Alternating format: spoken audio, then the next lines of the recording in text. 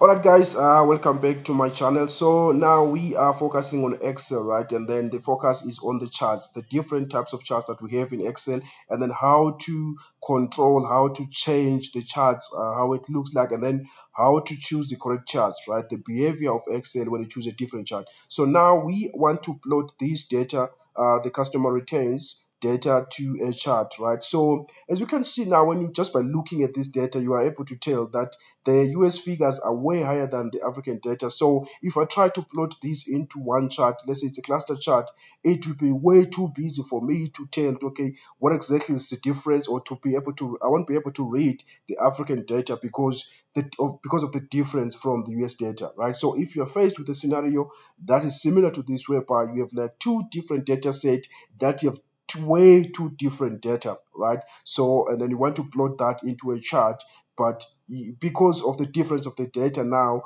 it end up distorting the other data. You can't see what's really happening with the other data. So this is what I want to show you now. Let's say now I want to insert this to a chart and then present it to my audience, because these are the customer returns from these continents, right? So let me plot that into a chart.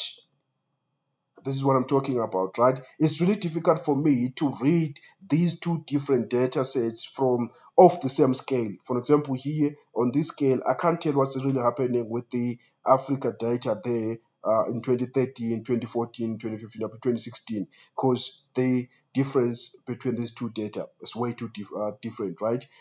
So what I think what I will need is a combination chart or a combo chart, right? That will allow me to add another scale on this side. So what I want is the Africa data to have its own scale whereby I can read off it, and then the US data to have its own scale, cause of the difference of the numbers of the figures, right? So if they have like their own scale, then I'll be able to tell what's really happening within the US data and then what's happening in Africa data. So this chart is not working for me. As I said, that when it comes to choosing a chart, it depends. You look at your data and then see it, okay, which chart will clearly represent your data, which chart will clearly represent your data that you're working with at that particular time. So for now, as you can see, that the bar chart or the cluster chart is not working for me. So I need a different chart that will clearly represent my data, because I want to take this data and then present it to my audience, right? So let me cut that, just remove that data, and then let me look for a different chart that can clearly present my data. So I want to upload that to a different chart. Now let's use a combo. As you can see now with the combo now, it's kind of like close to what I'm looking for, but still I can't read because the scale is different from what we're looking for, right? So I will go for a combo chart. Let me create custom combo chart, right? So I want to create my own custom combo chart. As you can see now here, a clustered column line. So again, I need a scale for my US figures and scale for Africa figures so that I can read from that. So now if I'm reading this data of the same scale, it's difficult for me to see, okay, what's happening. As you can see, this combination chart also again is not helping at all, right? So I need another scale on the side. So you can see I have my US data there. So what I will do is I'll just add like a secondary axis here.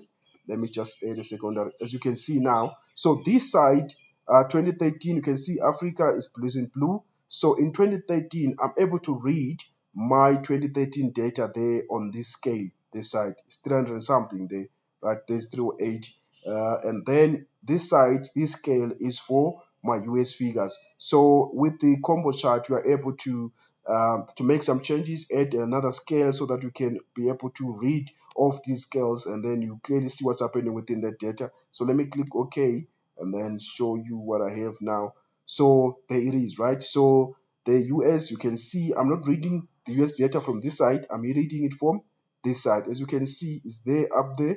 So that must be like 3,000 something there for the 2013 figures, the 3,269. And then the 2014 figures, let me look for 2014 figures. As you can see, there it is. That must be 2 point something, right? There's 2.869. There it is. So that's the combo chart. Now you can clearly see what's happening within your data. So when it comes to charts, right, plotting your data to a chart, you got to look at your data and then try to put it in a chart and see which chart will clearly represent your data. So for this type of data, whereby we have two data sets, we have two series that have quite a different data, which is way too different. So we can use a combo chart to clearly represent our data. I hope this video has been informative. Thank you for watching.